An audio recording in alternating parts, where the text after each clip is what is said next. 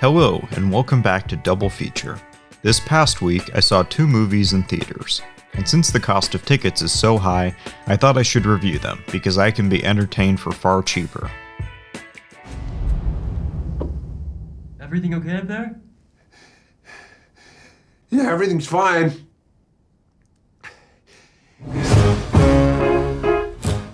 The Monkey is the newest film from horror director Osgood Perkins. Last year, his film Longlegs released, quickly becoming a viral and box office hit. Now he has 2 films releasing this year, the first of which is of course The Monkey.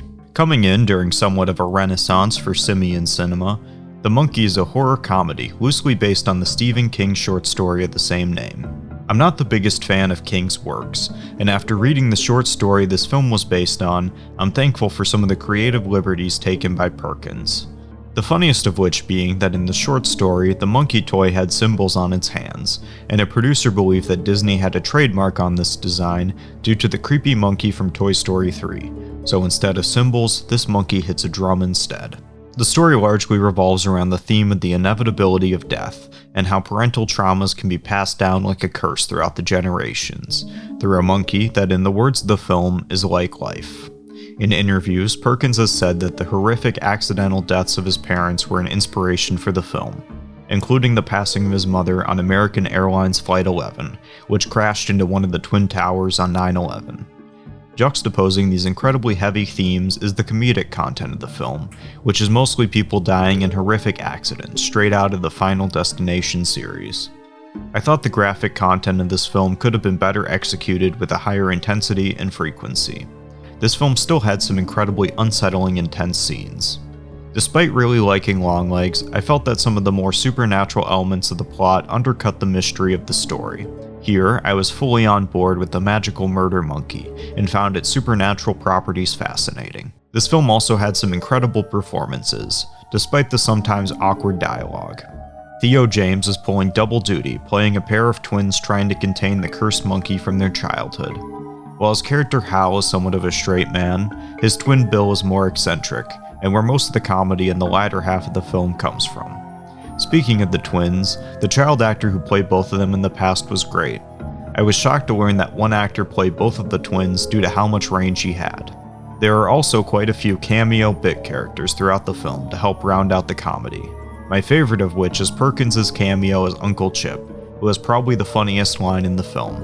I'm giving this movie a 7 out of 10. There are some good laughs and scares in The Monkey, but it feels like there's a disconnect between the 2 elements. Go check this film out in theaters so you can hear other people's reaction, and if you can't do that, watch this one with friends if possible.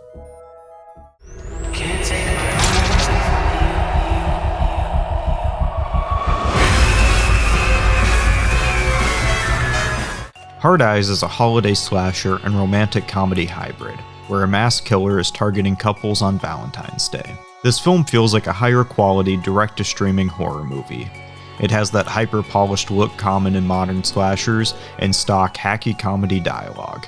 This is probably due to it being written and produced by some of the creative teams behind those other films. However, there's still a lot to like in this movie.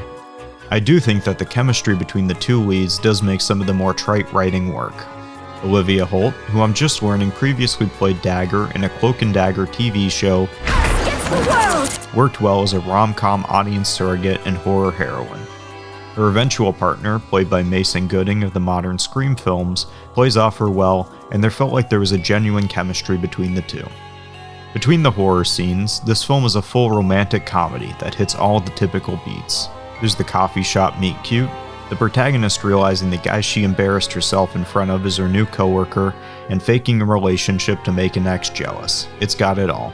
The way each half of this film stands on its own and intertwines shouldn't work, but it does. My favorite fusion of rom-com and horror tropes was how the final showdown is initiated because the lead rushed to the airport to catch her love before he flew away, setting up a typical romantic ending, only for her to realize he had been kidnapped by the killer. I'm not the biggest fan or well-versed in the genre, but Hard Eyes could be a fun date night movie for future Valentine's Days. Or if you're single, you can find solace in couples getting sliced up.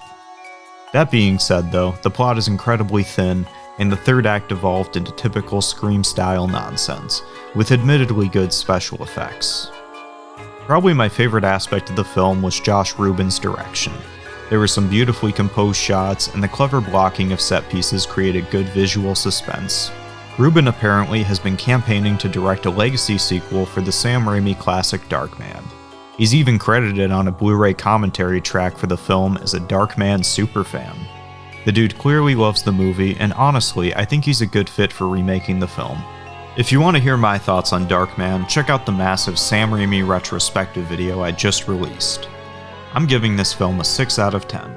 Hard Eyes falls into some of the pitfalls of modern slashers, but its direction, clever premise implementation, and compelling chemistry between the leads elevates it over some of its peers.